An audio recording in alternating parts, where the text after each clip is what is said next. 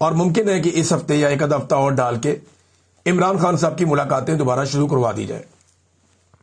یہ ہو جائیں گی ملاقاتیں. بیچ میں ملاقات کے لیے ایک شرط رکھی گئی تھی کہ آپ کو عمران خان ہم دکھا دیتے ہیں، لیکن جو وہ بات کریں گے وہ بات آپ باہر آ کر نہیں بتائیں گے، آپ خاموشی اختیار کریں گے. اس پہ کسی نے حامی نہیں بھری. یہ مبینہ طور پہ جو خبر ہے یہ زاہد گشکوری صاحب نے یہ خبر دی تھی. ان کا یہ دعویٰ ہے کہ اس قسم کا ایک آفر کیا گیا تھا، لیکن کسی نے اس کے اوپر حامی نہیں بھری انہی کے بقول. تو ناظرین، اب یہ اگر آخری ہفتہ ہے اور پی ٹی آئی کو لگتا ہے کہ عمران خان سے ملاقات نہ ہونے پہ ایک احتجاج وہ کریں گے، میرے خیال میں احتجاج ہونے سے پہلے یا نوبت آنے سے پہلے ملاقات کروا دی جائے گی. اور مومنٹم بننے میں ابھی ٹائم لگے گا.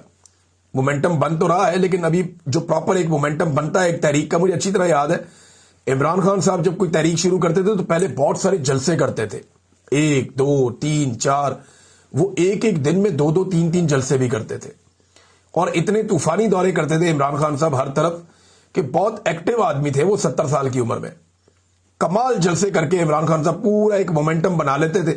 جب پاکستان کے اندر لوگ تیار ہو جاتے تھے پھر وہ اپنا مارچ کا یا کسی تحریک کا اعلان کرتے تھے.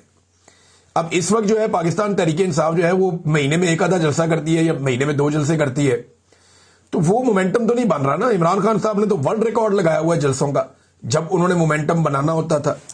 بہرحال ابھی تو عمران خان صاحب جیل میں ہیں، باہر لوگ جو موجود ہیں انہی کو کام کرنا پڑے گا. ناظرین، پاکستان کی ریاست یہ پہلی دفعہ نہیں کر رہی جو عمران خان صاحب کے ساتھ ہوا.